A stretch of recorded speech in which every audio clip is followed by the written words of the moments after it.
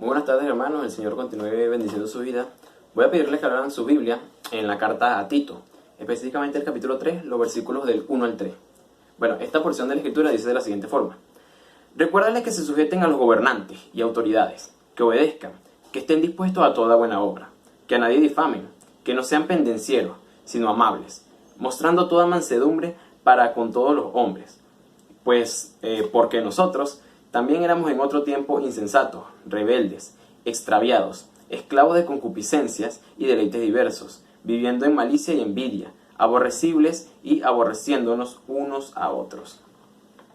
Bueno, en la época en la que vivimos es llamada la era de la información, debido a que la misma circula con una rapidez increíble. Hoy día es casi imposible que algo importante pase en un país, así sea al otro lado del mundo, y que rápidamente no nos enteremos nosotros de esto, gracias al internet y a las redes sociales más que todo. Lamentablemente, bueno, esto tiene sus puntos positivos y negativos, como cualquier otra cosa en el mundo.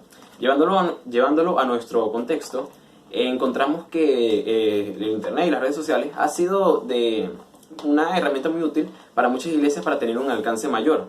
Pero a su vez hay muchas iglesias que promueven mensajes insanos a través de estos medios.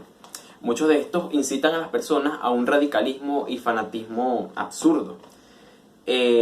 Algunos profesan que no deberíamos acercarnos a las personas del mundo, sino encerrarnos más bien en una especie de burbuja de cristianismo. Y porque al fin y al cabo las demás personas como que no importan, son poco o nada importante. Otro de los mensajes que se pusieron muy de moda a inicios de esta pandemia, lamentablemente, fueron los que estaban en contra de la misma. Muchas iglesias y predicadores promovieron el no acatar las normas que los gobiernos iban poco a poco imponiendo. Por ejemplo, el cerrar los templos, ya que podrían transformarse en un foco de contagio. Muchos inclusive llegaron a decir que esto del coronavirus era una exageración, era una conspiración, que solamente era una gripe normal y más nada. Y de hecho muchos quedaron en ridículo. Me llama mucho la atención una historia que contaba el pastor Juan Antonio hace unos cuantos domingos atrás, de un pastor que ya en pleno culto, luego de que abrieron las iglesias, dijo: quitémonos todo el tapaboca. Al fin y al cabo el Señor es quien nos cuida, ¿verdad? Y ese pastor y su esposa, al momento en que el pastor Juan Antonio contaba esa historia, estaban graves de coronavirus en un hospital. En este momento no sé cómo se encuentran esas personas. No sé si sobrevivieron o se murieron. Dios quiera que hayan sobrevivido y que eso les haya servido como una lección importante para sus vidas. Pero lo cierto es que cuando nos vamos a la palabra, vemos que esta nos indica todo lo contrario, que más bien deberíamos acercarnos a las personas del mundo, relacionarnos con ellas, para así lograr traerlas a los pies del Señor. Pero no me malinterpreten, con esto no hablo de a lo que la Biblia se refiere como participar en las cosas del mundo, ya que la misma habla muy en contra de esto. Pero sí es cierto que la palabra del Señor establece un cierto balance entre estas dos cosas. Y es por eso que hoy he querido hablarles sobre las exigencias al cristiano para vivir sabiamente en esta sociedad. Específicamente 3 exigencias que se nos muestran acá en esta porción de la Escritura. En primer lugar, exige sujeción y obediencia a las autoridades. En segundo lugar, exige buen trato para con los demás. Y en tercer lugar, exige humildad propia y amor, reconociendo que no merecemos el sacrificio de Jesucristo. Bueno, en primer lugar, exige sujeción y obediencia a las autoridades. Algo que hay que tener muy en claro es que los cristianos no estamos por encima de la ley civil. De hecho, cuando nos vamos a la palabra, notamos que los judíos tenían su propia ley civil. Fijémonos, por ejemplo, Deuteronomio 24, del 10 al 11. Cuando entregares a tu prójimo alguna cosa prestada, no entrarás a su casa para tomarle prenda. Te quedarás fuera y el hombre a quien prestaste te sacará la prenda. Uno lee esto hoy día y queda como que, ¿pero cómo así? Nos suena como que demasiado raro esto, ¿verdad? Y es porque obviamente esto está en otro contexto, es de otra época, otra región, otra cultura. Y es así, las leyes civiles varían dependiendo de diversos factores. Cosas que son acá legales en este país no son legales en otra y viceversa. Pero lo cierto es que todo lo que tenemos que tener en cuenta es que nosotros no estamos por encima de estas leyes. Por el contrario, debemos obedecerlas.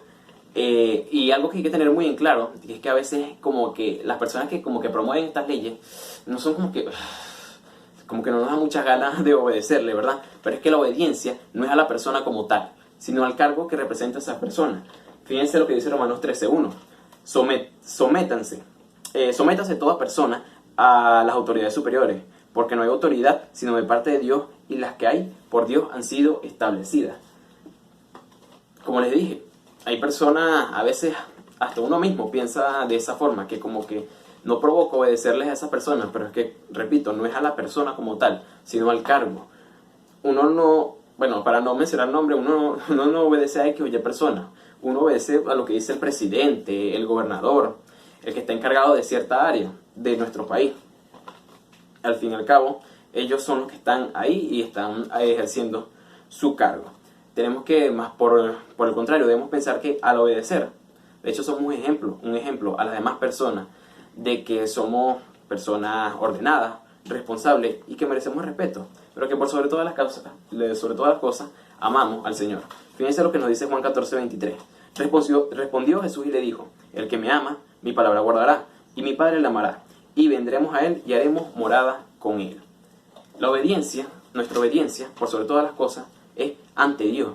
Y es por eso que el único motivo que tenemos para desobedecer a las autoridades es cuando estas promueven leyes o decretos que van directamente en contra de lo que la palabra de Dios ha establecido.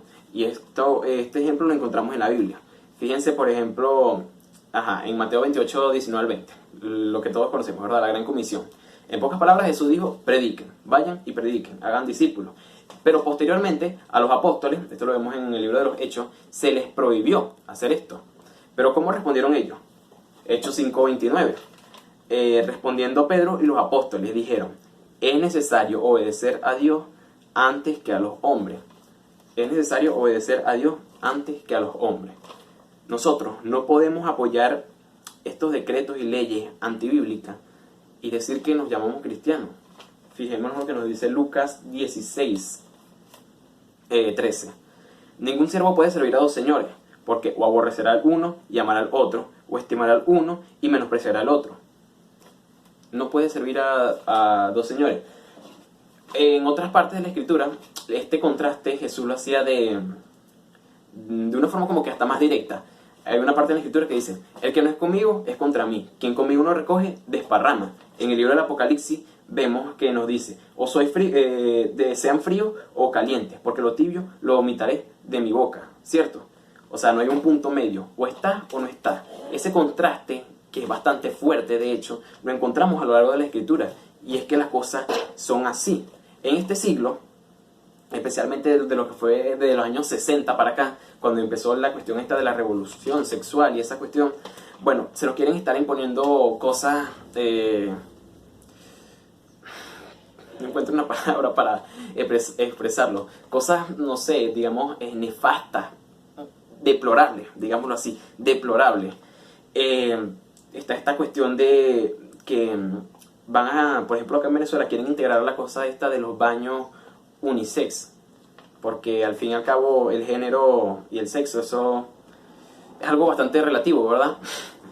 Son cosas que nosotros que discernimos las cosas a través del Espíritu, vemos que son deplorables, moralmente erradas, incorrectas. Y si nos fijamos en lo que nos dice la Escritura, fijémonos en Ezequiel 8 versículo 15. Luego me dijo: ¿no ves, hijo de hombre? Vuélvete aún. Les había mostrado, el Señor en una visión le había mostrado cosas horribles.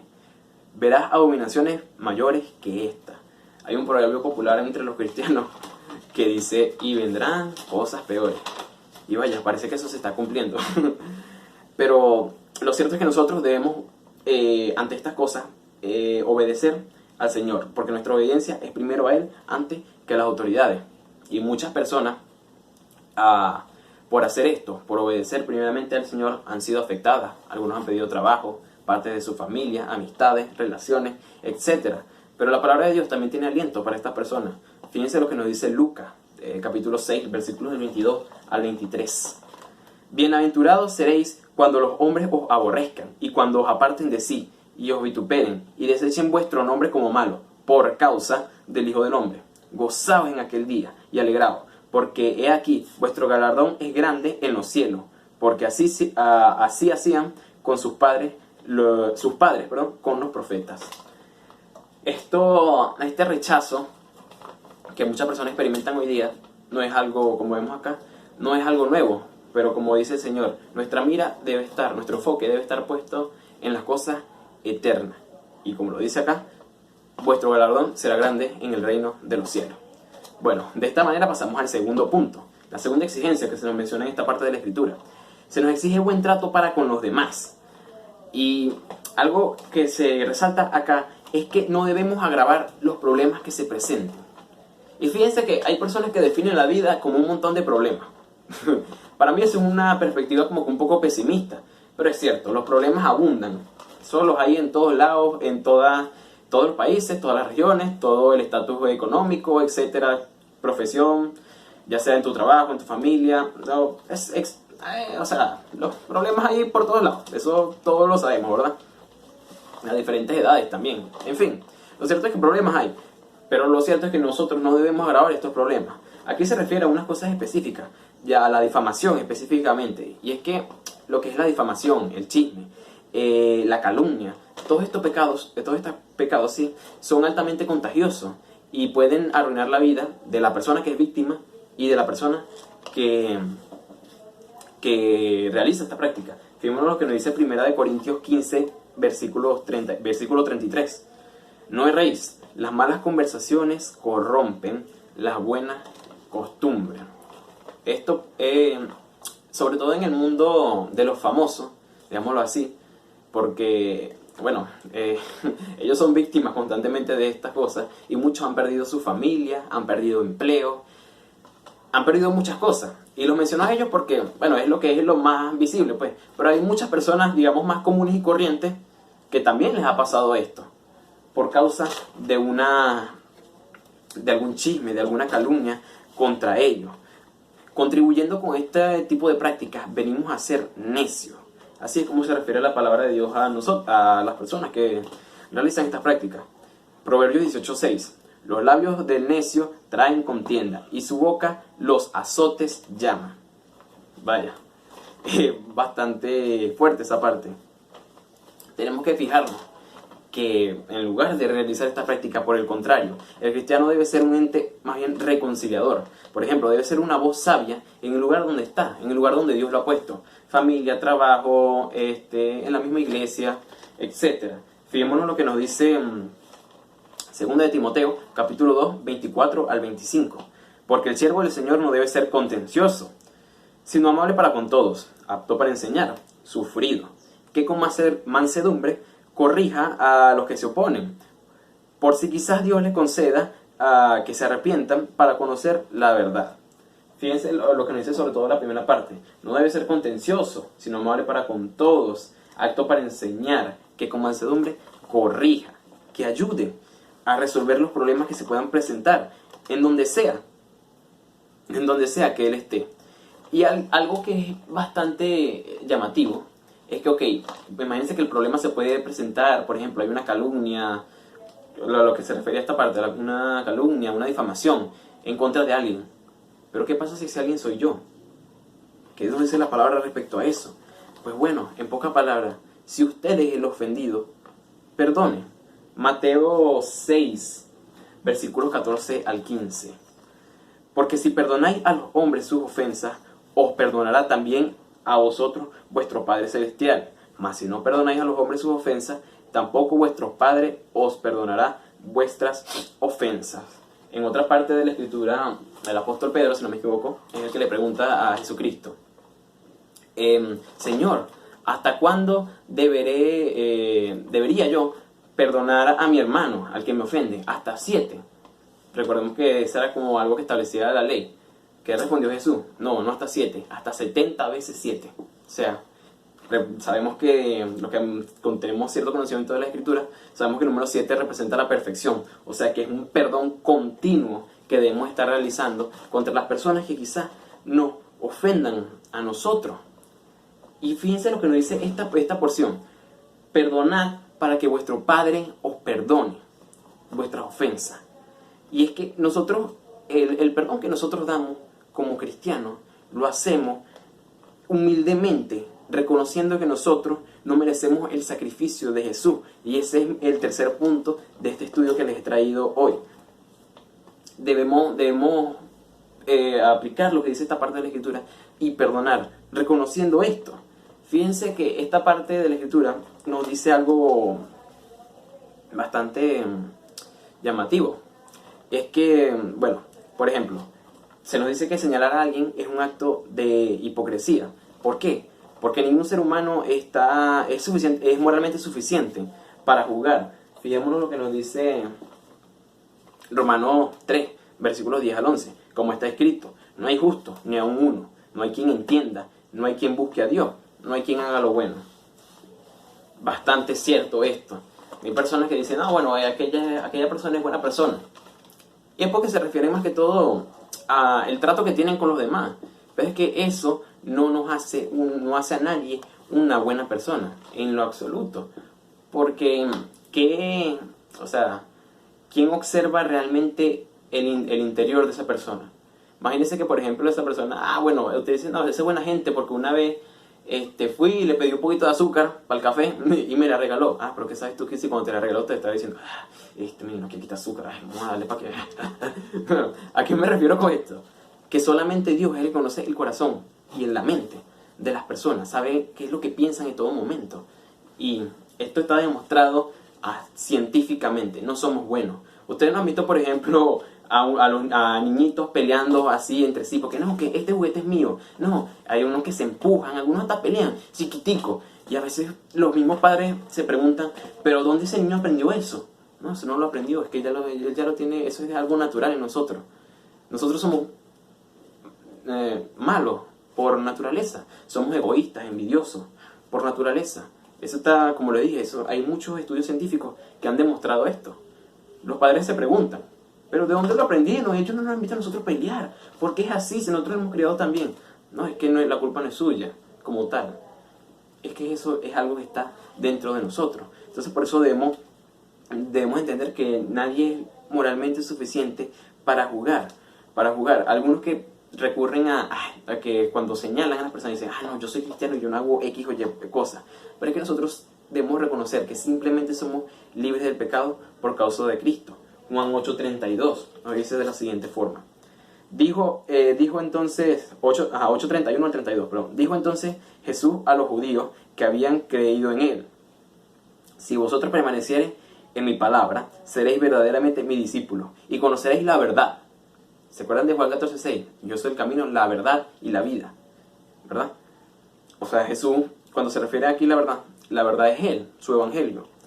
Bueno, continuando, nos dice, y conoceréis la verdad, y la verdad os hará libre. La verdad es la que os hará libre y la que a nosotros nos ha hecho libres. Aunque a veces muchos queremos volver nuevamente a la esclavitud. Fíjense, aún siendo cristianos, muchas veces queremos volver al yugo del pecado, que es una simple esclavitud. El maestro Aristóteles, un gran filósofo que es nombrado en multitud de libros y cuestiones, un personaje histórico muy conocido, él decía que había dos tipos de esclavitud.